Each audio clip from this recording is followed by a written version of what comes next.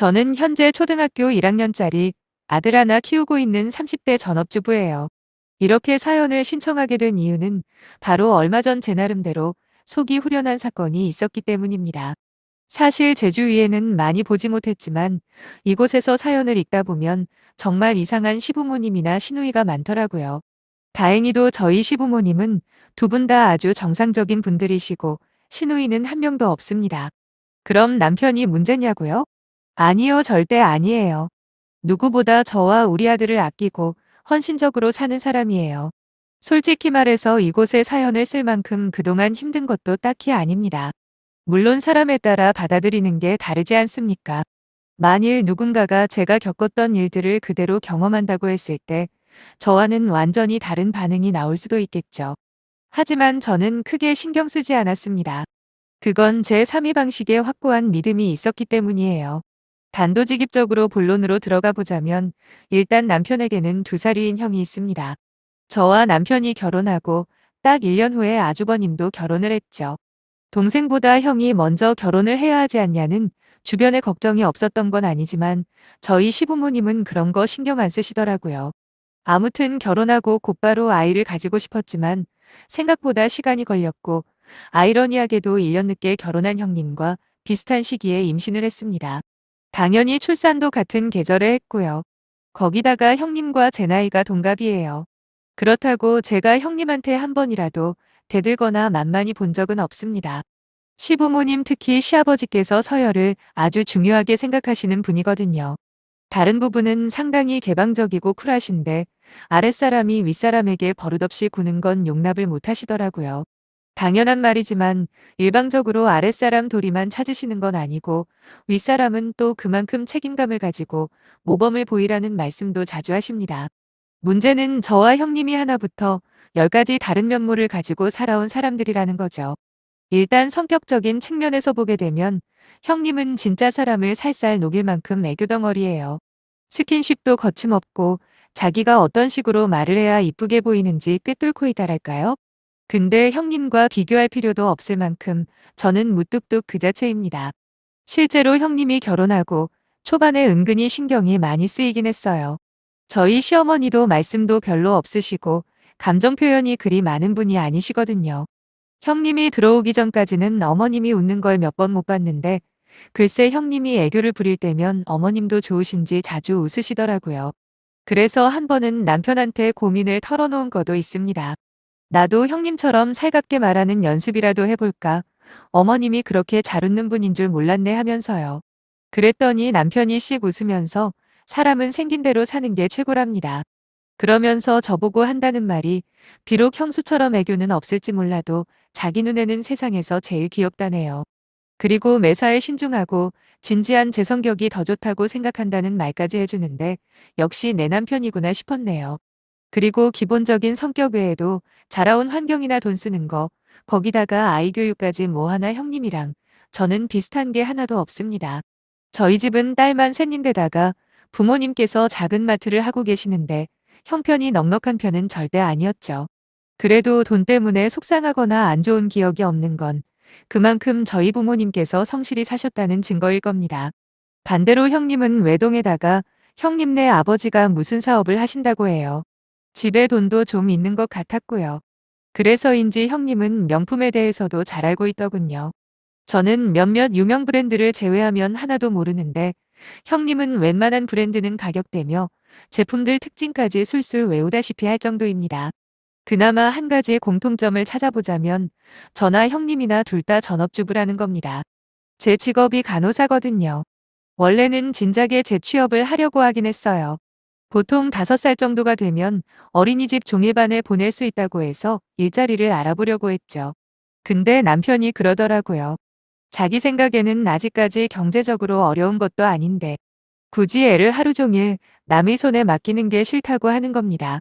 참고로 저희 남편 월급이 제법 많아요. 세금 떼고 월 500 이상은 벌어오거든요. 물론 외벌이 치고 많은 거지 맞벌이하는 부부랑 비교가 될 수는 없을 테죠. 솔직히 말하면 저도 남편 생각에 동의합니다. 제가 뭐 일을 하기 싫어서 그런 거라고 생각하실지도 모르겠지만 그건 아니에요. 저희 큰언니네 딸아이가 지금 중학생인데 어릴 때부터 어린이집을 다닌 적이 없거든요. 그때만 해도 저 역시 육아에 아무런 관심도 없던 시절이라 언니한테 알지도 못하면서 뭐라고 한 적이 몇 번 있습니다. 왜 어린이집을 안 보내냐고요. 어릴 때부터 사회생활을 시켜야 나중에 단체 생활을 할 때 적응을 잘할 거 아니냐면서 시건방진 소리를 했었는데 조카가 자라는 과정을 옆에서 지켜본 결과 제 생각이 너무 짧았더라고요.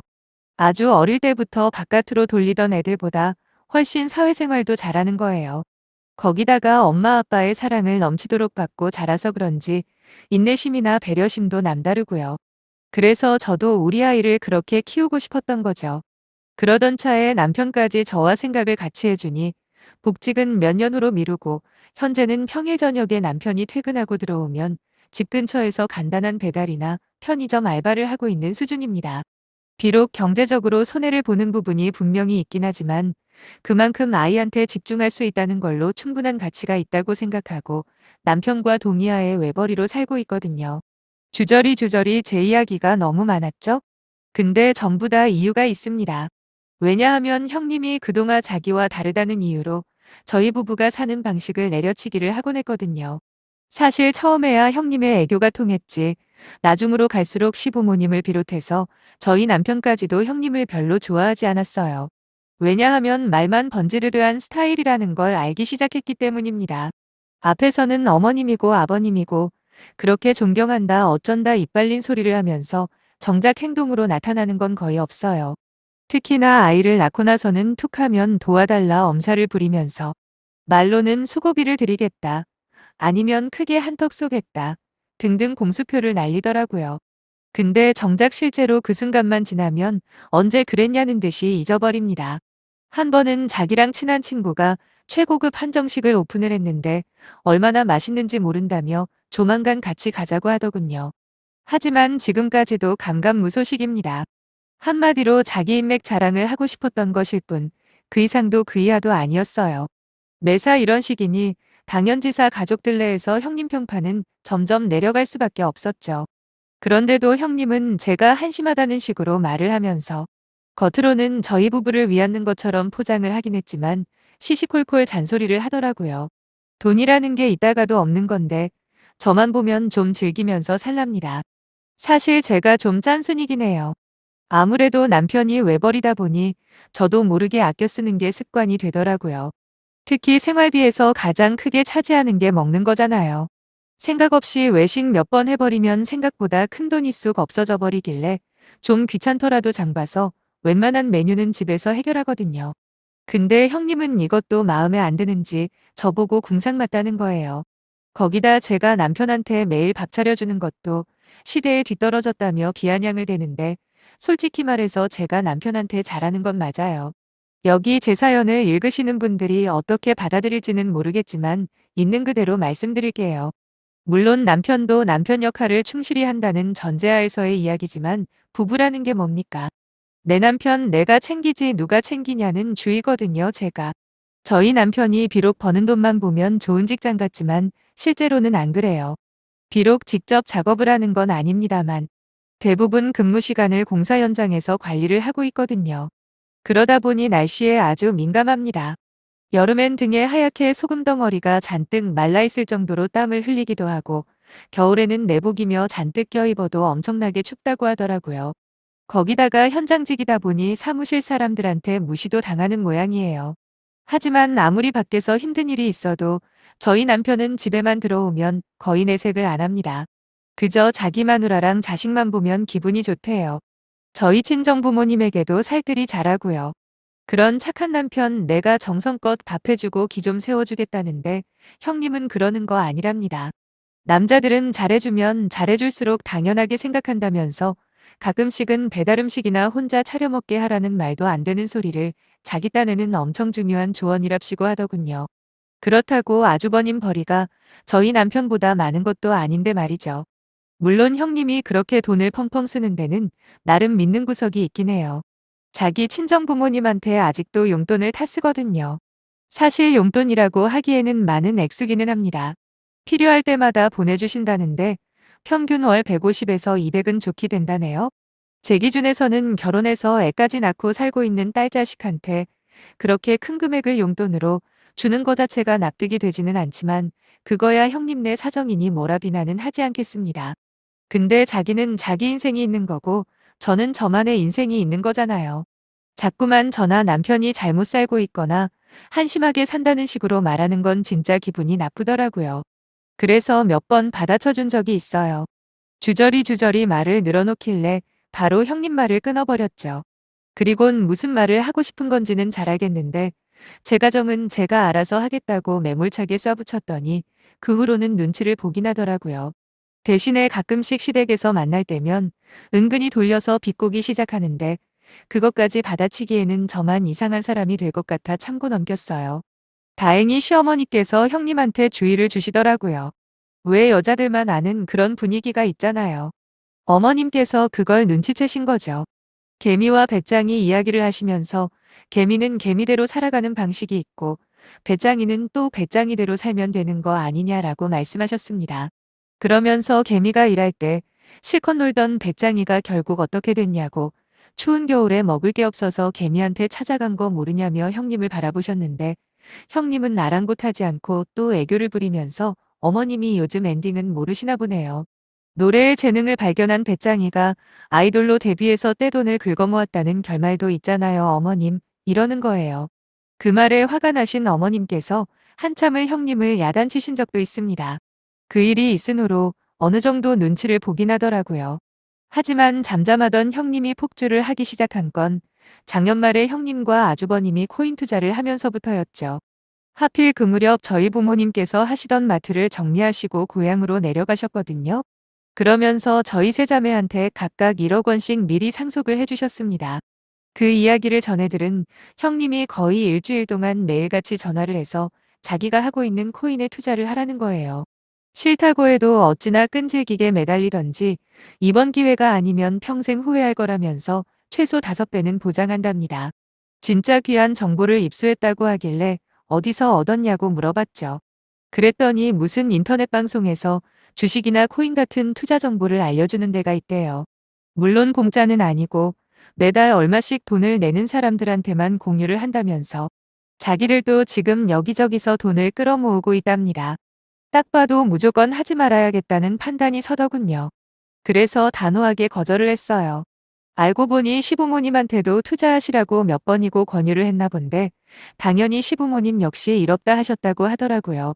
사람 일이라는 게 참 알 수가 없는 것 같습니다. 어설프기 짝이 없이 보이던 형님의 코인 투자는 시작부터 대박이 났거든요. 제가 어떻게 아냐고요? 하루에도 12번도 넘게 코인 가격 현황을 가족 카톡창에 올려대는데 어떻게 모를 수가 있겠어요. 실제로 바로 최근, 그러니까 2달 전까지만 해도 거의 2배 넘게 올랐거든요. 형님과 아주버님은 계산하기 편하게 1억을 처음에 투자를 했다고 했으니까 불과 한 달 만에 1억을 번 셈이었죠. 그 사이에 시아버지 생신날이 끼어서 한 번 만난 적이 있는데 진짜 저와 남편은 본체만 채 인사도 안 하더라고요. 그나마 시어머니한테는 나무라듯이 한마디 한 게 전부였습니다. 진작에 자기가 이야기할 때 투자를 하셨으면 지금쯤 돈 좀 벌었을 거 아니냐고요. 지금도 늦지 않았으니까 생각 있으시면 자기한테 말하랍니다. 저한테는 한마디 말도 안 걸면서 말이에요. 그래도 시어머니가 참 대단하신 게 끝까지 형님의 꼬임에는 안 넘어가셨어요. 당신께서는 세상에 유일하게 못 믿는 게 돈이라고 하시면서 쉽게 들어온 돈은 무조건 쉽게 빠져나가기 마련이라고 하셨죠. 저도 그 말에 100% 동감합니다. 그나마 남편이 중간에서 흔들리긴 했어요. 그도 그럴 것이 1억 투자해서 가장 마지막 형님의 문자에 따르면 2억 5천까지 올랐으니 남편 입장에서는 혹할 수도 있다고 생각해요. 그나마 시어머니께서 형님한테 몇 번 그러셨대요. 너무 욕심 부리지 말고 이 정도만 해도 어마어마하게 돈을 버는 거라고 투자금 회수하라며 조언을 하셨는데 형님이랑 아주버님은 콧방귀도 안 뀌더랍니다. 확실하게 5배까지는 오를 거라면서 오히려 아버님 앞으로 되어 있는 땅이 조금 있는데 그 땅을 맡기고 대출이라도 받아서 하루빨리 들어오셔야 한다 그랬다네요.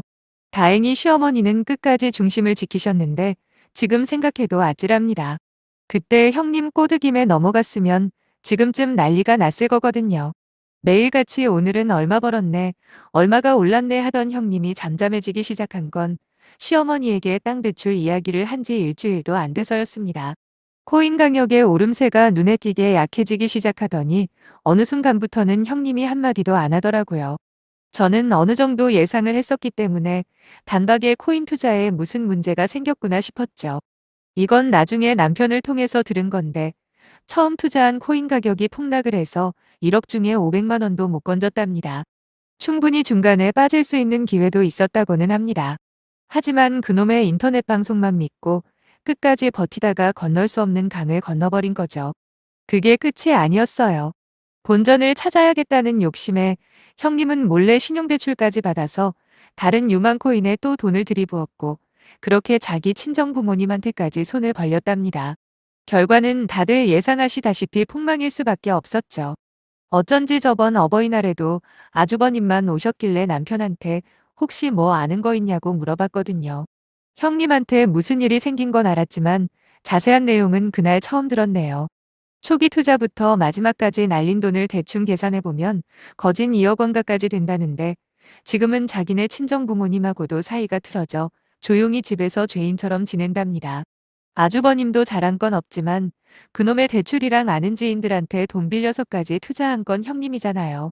그렇다 보니 형님만 독박을 쓴 모양인데 불쌍하거나 안타까운 마음은 전혀 없습니다.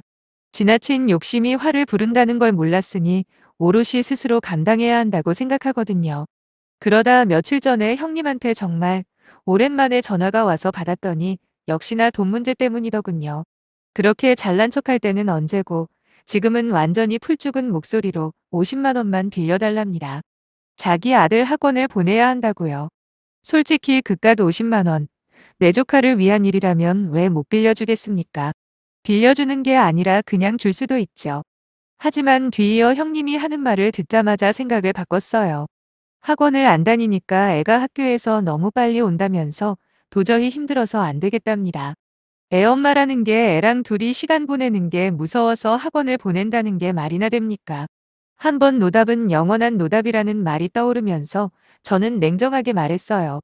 돈은 있는데 빌려주기 싫다고요. 그리고 이왕 이렇게 된 거, 좋은 엄마 되는 거부터 차근차근 시작해보라는 말을 끝으로 전화를 끊었네요. 다시 한번 전화가 올 줄 알았는데 자기도 자존심의 상처를 받았는지 더 이상 오지는 않더라고요. 시어머니 말씀대로 쉽게 번 돈 쉽게 나가는 법이죠. 그래서 저는 지금처럼 알뜰하게 살면서 한 푼 두 푼 모으는 제가 옳다고 생각합니다. 앞으로도 내 남편 내 자식 잘 챙기면서 조만간 복직할 때까지 살림 잘하며 살 거예요. 다가올 제 인생의 축복을 빌어주시면 정말 감사하겠습니다. 그럼 이만 물러가 볼게요. 안녕히 계세요.